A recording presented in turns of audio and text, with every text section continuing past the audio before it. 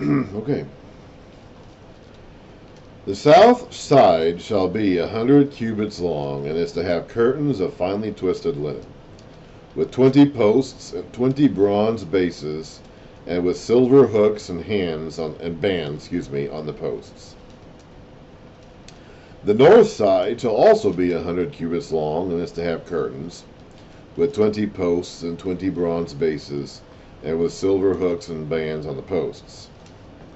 The west end of the courtyard shall be 50 cubits wide, and have curtains with 10 posts and 10 bases, so half. On the east end, toward the sunrise, this is the first you've heard of the east, toward the sunrise, the courtyard shall also be 50 cubits wide. Curtains curtains, okay.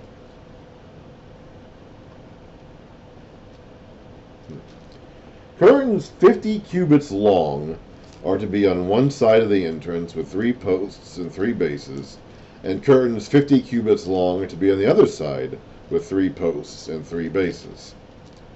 For the entrance of the courtyard, provide a curtain 20 cubits long of blue, purple, and scarlet yarn and finely twisted linen, the work of an embroiderer, with 4 posts and 4 bases. All the posts around the courtyard are to have silver bands and hooks and bronze bases. So it wasn't all gold. There were other materials used, not just gold. God likes variety. Gold may be considered the most valuable thing, and it was used in the Ark of the Covenant, the most valuable piece of furniture in this thing, this construction. But God likes variety. So we have gold, we have bronze, we have silver, we have blue, purple, scarlet, we have different kinds of curtains, we have different kinds of wood clasps. The courtyard shall be 100 cubits long and 50 cubits wide, with curtains of finely twisted linen 5 cubits high, and with bronze bases. All the other articles used in the service of the tabernacle, whatever their function, including all the tent pegs for it and those of the courtyard, are to be of bronze. Command the Israelites to bring you clear oil of pressed olives. Remember that? That was on the list of ingredients back in the early part of Exodus 25. Command the Israelites to bring you clear oil of pressed olives for the light, so that the lamps may be kept burning. In the tent of meeting, outside the curtain that is in front of the testimony, Aaron and his sons are to keep. That's our first real indication that these are going to be the priests. We've actually mentioned priests before, but we haven't established an actual priesthood yet.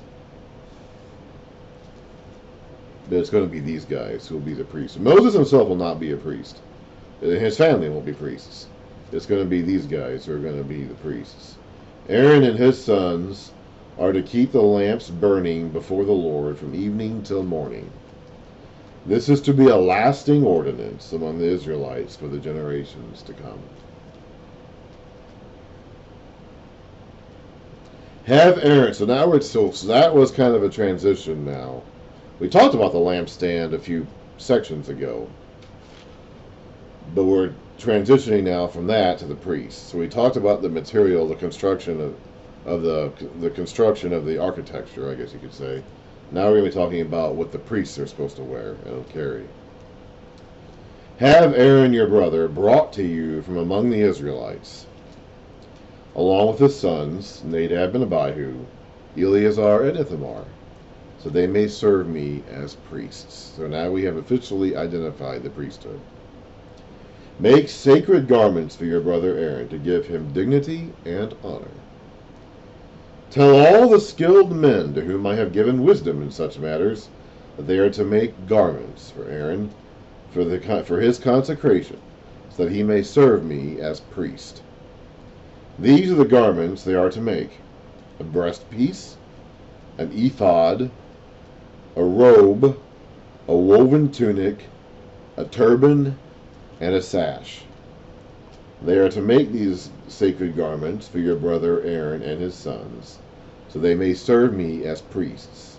Have them use gold and blue, purple, and scarlet yarn and fine linen. Make the ephod of gold and of blue, purple, and scarlet yarn, and of finely twisted linen, the work of a skilled craftsman. Now, in other cultures, in other countries, and unfortunately in Israel too eventually, these craftsmen are going to be using their skills to make idols. All the way down in Acts, when we get down to Acts and Paul is in Ephesus, he's going to get in trouble with some of the silversmiths there because he's taken away business. They make little idols of Artemis. Excuse me, man. And when Paul comes along and starts preaching about Jesus and saying to discard your idols, they don't do anything, they're just something that someone has made, these silversmiths are going to get after him. And we're going to see that a lot. You know, these craftsmen often use their craft in ways that are very much against what God wants. This is how you can use your craft in ways that are very pleasing and honorable to God. God made the craftsman, and as he said back here, up at the beginning of this chapter, he's given some people, not everybody, but some people, wisdom in such matters. You know, some people are meant to be craftsmen. Some people are meant to be embroiderers. That doesn't mean that they can use then their talents to make things that are idolatrous or go against God's wishes. In other countries, and again in Israel itself, these craftsmen, these very same craftsmen who are being given this great honor of making all this stuff for God right now, would be spending their time making idols.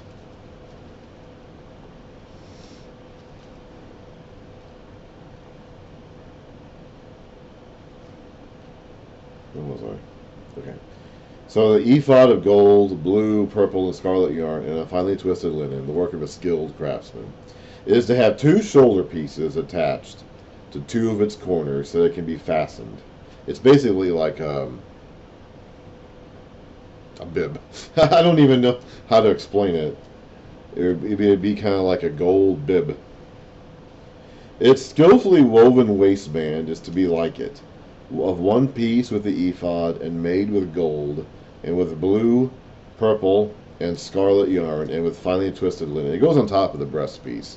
I would call it a breast piece, but there is an actual thing called the breast piece, and this goes on top of that. Take 2 onyx stones and engrave on them the names of the sons of Israel, in the order of their birth, 6 names on one stone and the remaining 6 on the other. Engrave the names of the sons of Israel on the 2 stones, the way a gem cutter engraves a seal. So there's the roles for the gem cutters.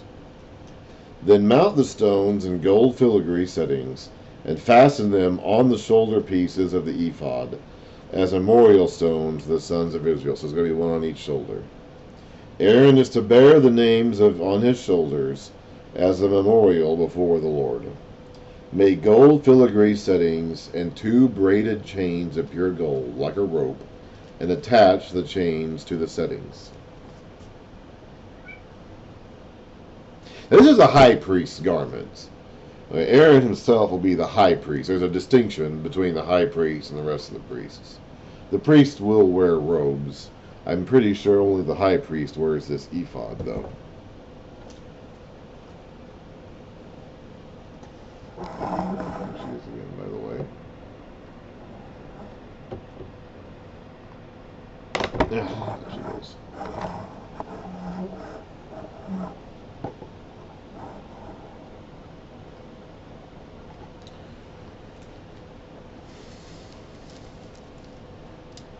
Fashion a breastpiece for making decisions, the work of a skilled craftsman.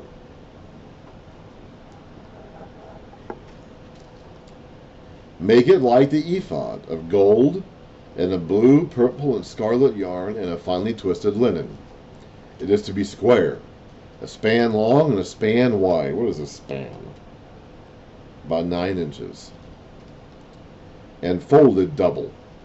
Then mount 4 rows of precious stones on it.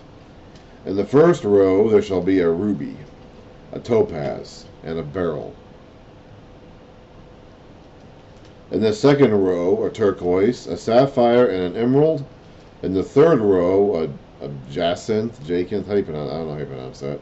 An agate and an amethyst. In the fourth row, a chrysolite, an onyx, and a jasper. It says here in my footnotes the names of the precise identification of some of these precious stones is uncertain. This is very, very similar to what we're going to read at the end of the Bible, all the way down to Revelation, when we see this grand city of God, and it's going to have foundation stones and gates and all that made out of these precious stones.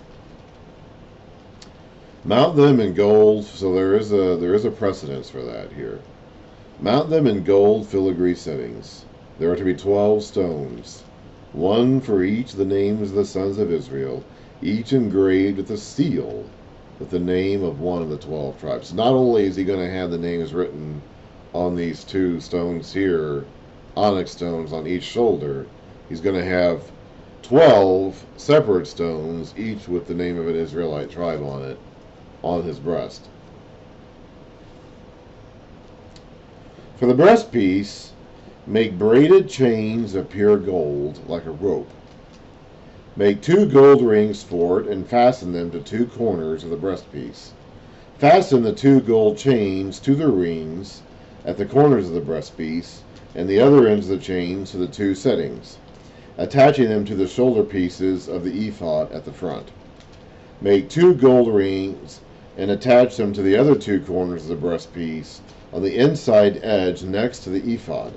Make 2 more gold rings, and attach them to the bottom of the shoulder pieces on the front of the ephod, close to the seam just above the waistband of the ephod. The rings of the breastpiece are to be tied to the rings of the ephod with blue cord. Connecting it to the waistband so the breastpiece will not swing out from the ephod. So the ephod was mounted on the breastpiece somehow. Whenever Aaron enters the holy place, he will bear the names of the sons of Israel over his heart on the breastpiece of decision. The cats are squaring off against each other.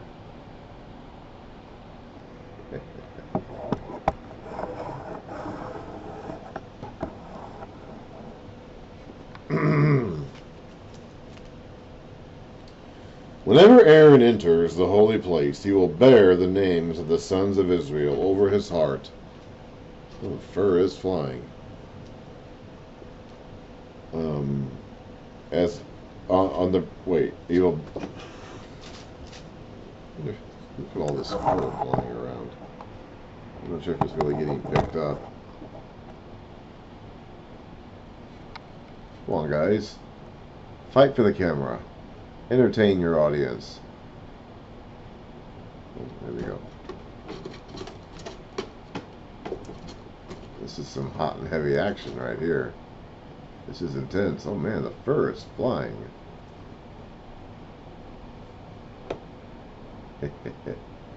This is no big deal. This will probably... Timber has got more space. Luna is actually kind of precarious. I don't know if you can see all this fur flying around everywhere, but there is a lot of it. I don't know if it's being picked up on this camera, but I think Timber might win this one. She's got Luna backed up on the very edge of there.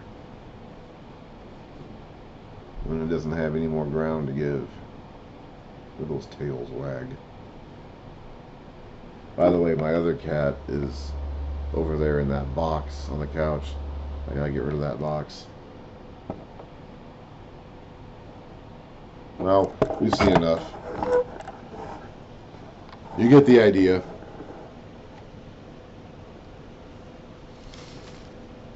Whenever Aaron enters the holy place, he will bear the names of the sons of Israel over his heart on the breastpiece of decision as a continuing memorial before the Lord.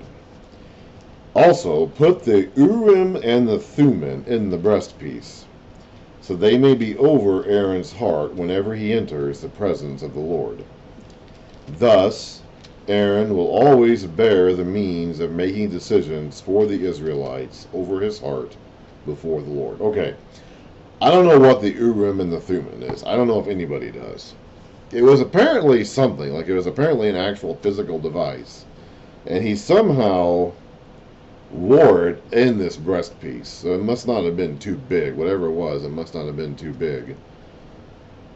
And it was some sort of thing that he used to inquire of the Lord and get and make decisions for Israel before the Lord. That's why way back at the beginning of this section in verse 15, it's called the breastpiece for making decisions, because it's got this Urim and Thummim thing in it somehow, and he uses those somehow to make decisions. This is never elaborated on anywhere in the Old Testament. It's mentioned a few times, but it is never explained or elaborated on. So I have no idea what it is. I think almost like a rolling of the dice. Like today, I almost think of like a set of lucky dice that you roll and see what results you get. Like, I don't know what it was. It was something that he could take out of his breastpiece and use somehow to make decisions. But again, the text never explains it. It'll mention it a few times. They'll talk about the Urim and the Thummim. Apparently, it was a sanctioned way to get information from God. Divination was forbidden. It sounds like divination, honestly. But divination was forbidden, at least the way the other nations practiced it.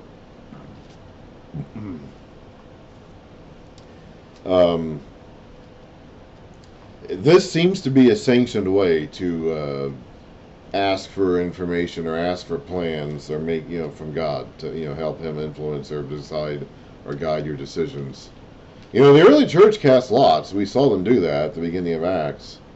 So that may be some sort of outgrowth of this, some sort of, maybe Urim and Thummim is some sort of lot casting. I really don't know. I'm sorry, the cats are still kind of... At any rate, whatever it was a sanctioned way for the priest to function before God, and he had it in his breastpiece. That's why they called it the breastpiece for making decisions. Whatever it may have been. Make the robe of the ephod entirely of blue cloth, with an opening for the head in its center. There shall be a woven edge like a collar around this opening, so that it will not tear. Make pomegranates of blue, purple, and scarlet yarn around the hem of the robe. So there's again fruit imagery. That's a kind of fruit. So that goes back to the whole garden imagery that this whole thing is meant to evoke. With gold bells between them. So Aaron is not going to be doing any sneaking up on people. Every time he walks, he's going to be ringing bells everywhere. The gold bells and the pomegranates are to alternate around the hem of the robe. Aaron must wear it when he ministers. The sound of the bells will be heard when he enters the holy place. Oh boy. Okay. Before the Lord, and when he comes out, so that he will not die. Well, he needs these bells in order to announce his presence in God's holy place, I guess. This is symbolic, of course. Everything about this is symbolic. As we'll find out in the New Testament, everything about this worship system is symbolic. It represents something. This worship system was not complete. It was not sufficient. It could not take away sins. It could not justify man before God. So every aspect of this worship system was symbolic of something. And Jesus Christ, of course, would fulfill all this. This is especially true in the sacrificial system, which this stuff is designed to set up. This stuff, these priests, the priests will do more than that. They have actually a lot of responsibilities and roles in addition to just offering sacrifices. But the tabernacle, the place of meeting, the table where they actually have their meals, the altar, of course, where they perform the sacrifices, all of this is a setup for the sacrificial system, which is going to be properly introduced in Leviticus.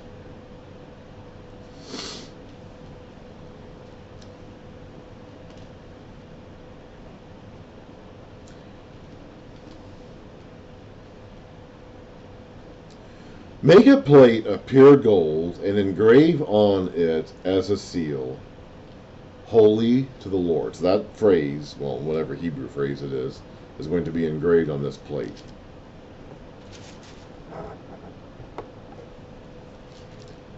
holy to the Lord. Fasten a blue cord to it to attach it to the turban. It is to be on the front of the turban. It will be on Aaron's forehead, and he will bear the guilt involved in the sacred gifts the Israelites consecrate, whatever their gifts may be. It will be on Aaron's forehead continually, so they will be acceptable to the Lord. Weave the tunic of fine linen and make the turban of fine linen. The sash is to be the work of an embroiderer. Make tunics, sashes, and headbands for Aaron's sons, to give them dignity and honor. After you put the clothes on your brother Aaron and his sons, anoint and ordain them. Consecrate them so they may serve me as priests. Make linen undergarments as a covering for the body, reaching from the waist to the thigh. Aaron and his sons must wear them whenever they enter the tent of meeting, the tent of meeting is the tabernacle, by the way, or approach the altar to minister in the holy place, that they will not incur guilt and die. You do not approach God disrespectfully or inappropriately. Now, we have greater confidence in accessing God today.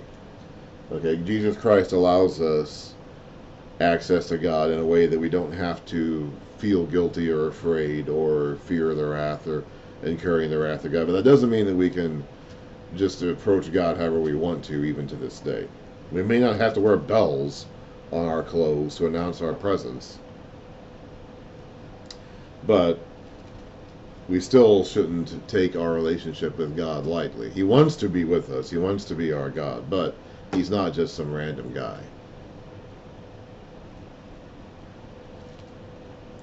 This is to be a lasting ordinance for Aaron and his descendants. This is what you are to do to... Oh, actually, no, let's start a new video.